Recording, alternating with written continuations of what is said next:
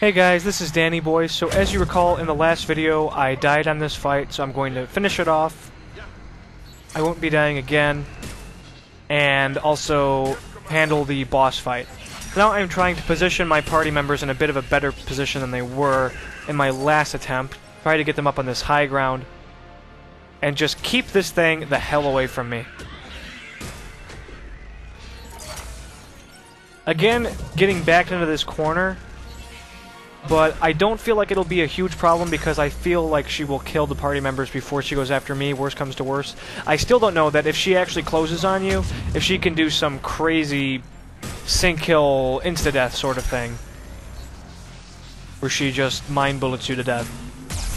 But yes, these projectiles she shoots, as I mentioned briefly at the end of my last video, do, as you see, leave a dot. Not only will they pretty much, I believe they will break your shields in one hit, even when you're at full shields, but they will do considerable damage to your health, both instantly and over time. You'll pretty much have to use a med pack, for the most part. Not necessarily have to, but it'll probably be a good idea most of the time. But if you do have some high cover, like some columns or something, you can actually dodge the projectiles. You can either outrun them, or you can have them hit a column or high cover. But they are heat-seeking, and they do chase you. But she's about taken out. Things went a lot better this time. Not too bad. I can't imagine how difficult she would be if she had a lot of fire support that wasn't stupid and didn't stay down in the foyer on my left. And here is that barrier engine that I couldn't find before that I thought was a horrifying Reaper wall mount. And yes, that was a barrier engine that just went docile at the end of the last combat. Would have been pretty ridiculous if she had actually gotten in range of that thing, because it would have given her full barriers.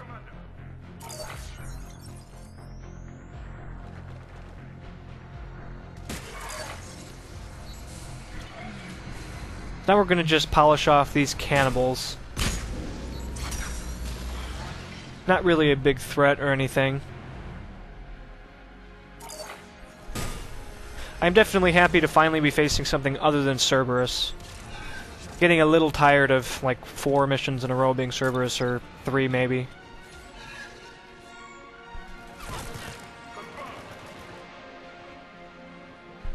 So now I'm just trying to use this corner to my advantage.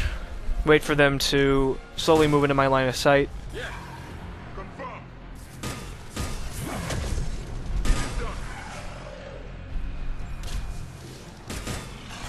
It is cool having a party member and myself using the particle rifle. I imagine it would look really cool having all 3 of us just running around with it. Feels pretty epic. Though the Revenant's pretty epic too. It's pretty much the closest thing you're going to get to a minigun in this game. Oh man. Can you imagine a minigun in this game? That would be epic. Just freaking awesome. Let's do it, BioWare, come on. Give me a minigun.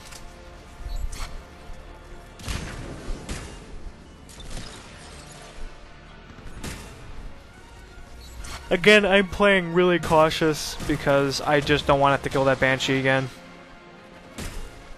They terrify me, and I just don't want to do it. This is about over, though. A bit anticlimactic compared to the Banshee fight. So here we have the boss battle. Now we have to face 2 Banshees. 2 Banshees and a few Husks. Husks aren't a big deal. They get taken down quickly, but 2 Banshees is rough. So that's a Disciple shotgun again.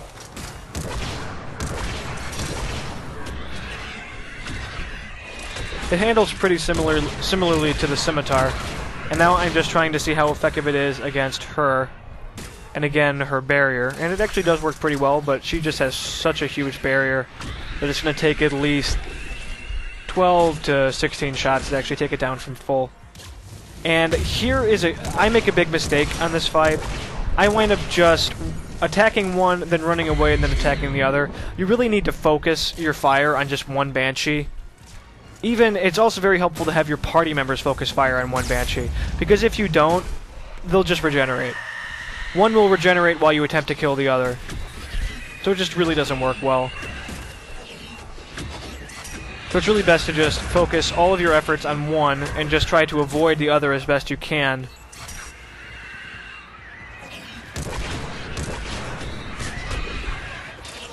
And then once one is over, then you shouldn't have much trouble. Seriously, if that is the Asari Reaper, then what the hell is the Krogan gonna be? Because, I mean, she already teleports and she kills you in melee, she's a huge PBAOE, and she has a ranged attack. Well, the Krogan are the melee specialists, so if that's the Asari, then the Krogan are gonna be something just completely horrifying. Still haven't faced Solarian Reapers yet, either. There better be a Reaper of pretty much every race, or I'm gonna be pissed. I mean, Husks are humans, so that's already out. Funny that our race is just the weak little nothings. And there I go. I got hit by 2 of their heat-seeking missile things, biotic missiles, too close together. But I believe this time is a victory. And I realized by this point that I really should have been focusing all my efforts on one at a time anyway. So that should make things easier.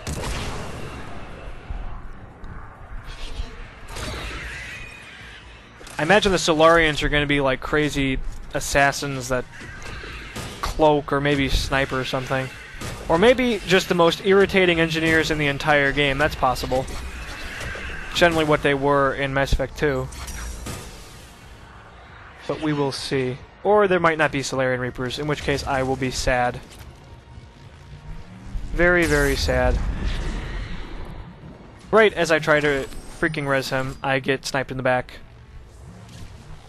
Had no idea that I was being chased by a projectile.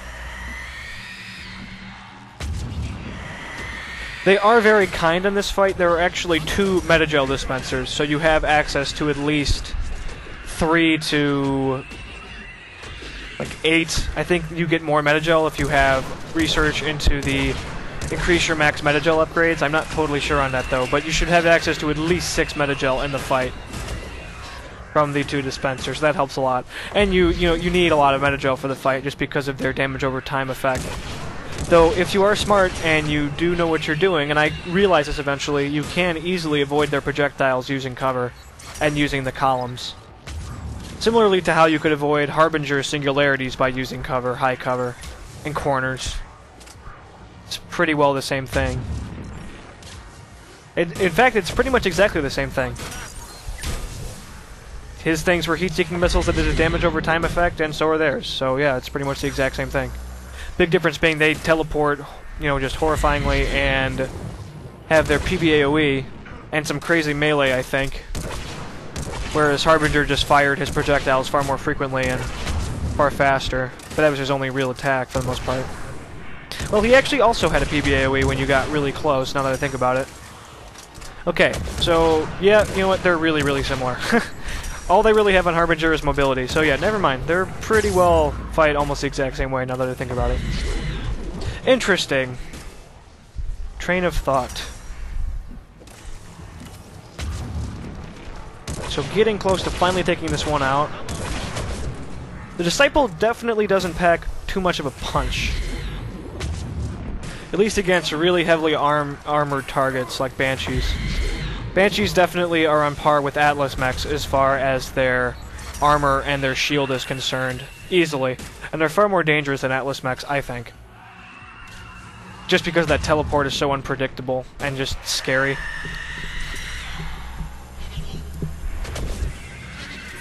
Though Atlas mechs can be really difficult if you don't have good cover to hide behind. That's spread out.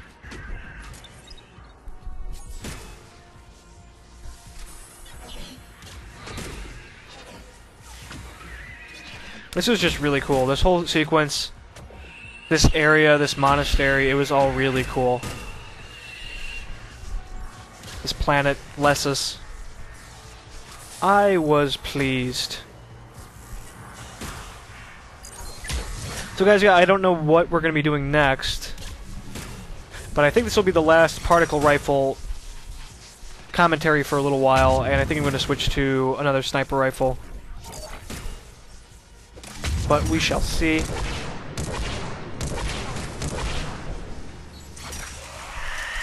These are all still side quests. I'm trying to avoid the main plot for a little while. Hopefully we'll have more Reapers to come. I'd hate to switch back to Cerberus so soon.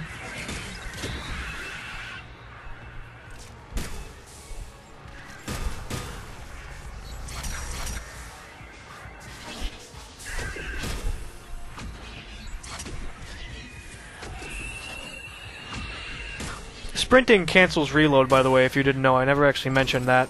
Something to keep in mind. Especially for the particle rifle, which has a very long reload when it overheats. Well-balanced weapon, though, I think. I really wouldn't consider it overpowered, even though it is very effective.